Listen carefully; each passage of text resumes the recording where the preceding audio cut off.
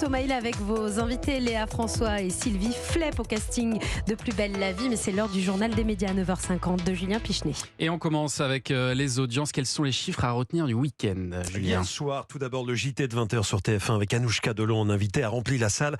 6 700 000 téléspectateurs. Wow. Et dans la foulée, la comédie Qu'est-ce qu'on a fait au bon Dieu a fait un carton avec 4 700 000 téléspectateurs, 23% du public. Samedi, la Star Academy a battu Cyril Ferraud pour la deuxième fois de suite. 3,5 millions pour TF1 contre 3,1 millions pour The Floor, qui a perdu d'ailleurs 100 000 téléspectateurs en une semaine. Et puis vendredi soir, c'était le premier numéro de Bertrand n'a pas sommeil en deuxième partie de soirée sur France 2. 813 000 téléspectateurs ont regardé cette première, 7,4% du public. En deuxième partie de soirée, Bertrand Chameroy était derrière TF1 et derrière France 3. Il n'a pas su tirer parti de l'excellent résultat de 4,7 millions réalisé par César Wagner juste avant lui. Et alors pour ceux qui ont tout débranché ce week-end, voici le résumé des principales informations médias. Tout d'abord, on sait qui présentera Secret Story. Il avait déjà signalé son intérêt pour le poste. C'est Christophe Beaugrand qui a été choisi pour animer la prochaine saison de ce jeu qui va bientôt revenir. C'est le patron des programmes du groupe TF1 lui-même qui l'a annoncé lors d'une interview accordée à la Tribune dimanche. Christophe Beaugrand avait déjà animé ce programme entre 2015 et 2017 sur NT1. Bon, c'est à peu près tout ce qu'on sait pour l'instant, parce que pour ce qui est de la date, la direction de TF1 précise simplement que ce sera durant le premier semestre. On ne sait pas non plus sur quelle chaîne du groupe TF1 ce sera diffusé. Ce sera peut-être sur TF1, mais aussi peut-être sur TMC, peut-être sur TFX. Affaire à suivre. Ici la voix, c'est tout. Pour le moment. C'est vraiment tout? Vous n'avez rien d'autre? Si, Benjamin Castaldi, qui avait présenté le jeu à ses tout débuts en 2007, a réagi sur les réseaux sociaux. Il félicite ironiquement, visiblement, Christophe Beaugrand, très ironiquement. Son charisme, son professionnalisme et sa passion ont su captiver les téléspectateurs, apportant une touche unique à chaque émission. Voilà, bon moment. Petit tacle là. Et puis de BFM TV à Masked Singer, il n'y a qu'un pas que Laurent Ruquier a décidé de franchir. Alors là, changement total d'ambiance et de projet pour Laurent Ruquier. Le 26 décembre, on apprenait qu'il quittait BFM TV après seulement 3 mois à l'animation du 20h de la chaîne. Et ce week-end, le Parisien aujourd'hui en France révélait qu'il participerait à la 6e saison du jeu Masked Singer qui sera tourné en février et diffusé avant l'été sur TF1. Laurent Ruquier retourne donc au divertissement pur. Il sera l'un des 4 jurés de ce jeu présenté par Camille Combal. Jeu auquel Laurent Ruquier avait déjà participé lors de la dernière édition. Oui, il était notamment apparu à Nice sous un déguisement de homard. Oui, c'est vrai, maintenant vous le dites. Et puis Michel Drucker, lui, a annoncé qu'il irait doucement pendant les Jeux Olympiques. Il était prévu que l'animateur octogénaire anime aux côtés de Léa Salamé un grand talk show quotidien en deuxième partie de soirée pendant toute la durée des Jeux de Paris, soit pendant 15 jours. Mais pour des raisons médicales, Michel Drucker ne devrait pas être présent tous les jours. C'est ce que ses cardiologues lui auraient conseillé.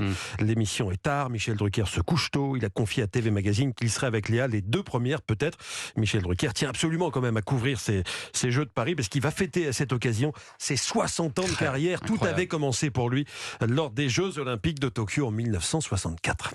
Et puis on connaît le casting de la saison 5 de LOL qui ressort sur Amazon. Présenté par Philippe Lachaud, proposé par Prime Video, la saison 5 verra se défier McFly et Carlito, Audrey Lamy, Marina Foïs, Jean-Pascal Zadi, Alban Ivanov, Jérôme Commandeur, Alison Wheeler et Redouane Bougueraba. On va pas s'ennuyer. Oh là là, j'ai hâte de voir Jérôme Commandeur là-dedans. C'était également ce week-end dans l'émission Célébdo. Lio a vivement critiqué ceux qui avaient signé la tribune de soutien à Gérard Depardieu. Samedi soir, sur le plateau d'Aurélie Casse sur France 5, la chanteuse et actrice s'en est pris violemment à Patrick Chenet, qui avait tenté de relativiser les propos tenus par Depardieu dans les images diffusées par Complément d'enquête. Moi, je regrette juste que cet ancien monde ait encore autant de pouvoir, parce que pour moi, c'est des bouffons. On peut pas dire ça. Patrick Chenet, je suis désolée, elle a raison, mon ami, quand il dit il est trop sénile pour tenir un stylo, mais pas assez pour fermer sa gueule. Lio a dénoncé tout un système, la complicité de tout un milieu. J'ai été moi-même victime de violences dans le cadre professionnel. Je ne suis pas la seule. Tout le monde le sait et personne ne dit rien, a-t-elle complété sans donner plus de détails. Et puis on l'a dit, c'est un jour important à plus d'un titre pour TF1. Déjà parce que ce matin, à 7h précisément, a été lancé Bonjour, la matinale TF1 avec Bruce Toussaint. Bonjour à tous, un nouveau jour se lève et ça y est, nous y sommes. C'est la première de Bonjour, la matinale TF1. Nous sommes ensemble jusqu'à 9h30. La précision apportée par le PDG Rodolphe Belmer hier dans Le Parisien. Cette matinale va coûter 10 millions d'euros par an à TF1. Elle ne devrait pas être rentable tout de suite, mais dans un premier temps, le but est de faire progresser l'audience globale de la chaîne. On verra si ça rabat totalement les cartes concernant les audiences télé du matin. On en reparlera demain matin, évidemment, Thomas. Autre événement, le lancement de TF1+, alors que France Télévisions doit dévoiler dans la semaine ses ambitions numériques pour les mois à venir. TF1 a dégainé en premier avec cette nouvelle plateforme de streaming entièrement gratuite et facilement accessible sur les box, sur les téléviseurs connectés, sur les ordinateurs ou encore les smartphones. Elle proposera à tout moment 15 000 heures de programme. C'est moins que Netflix, mais c'est autant qu'Amazon Prime, par exemple. Alors que pourra-t-on y trouver précisément ? Claire Bassini, en charge du digital sur TF1, nous répond. TF1+, c'est un catalogue de contenus très variés et profonds. L'idée, c'est d'avoir une offre très étendue sur l'ensemble de nos grandes marques programmes, que ce soit en divertissement, en fiction française, en séries étrangères et en cinéma. Par exemple, dès aujourd'hui, vous pouvez profiter de la trilogie du Hobbit, par exemple, sur TF1+.